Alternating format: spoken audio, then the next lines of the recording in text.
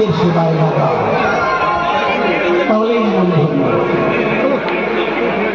ছোট্ট ছেলেটি জন্ম নিল দুঃখী।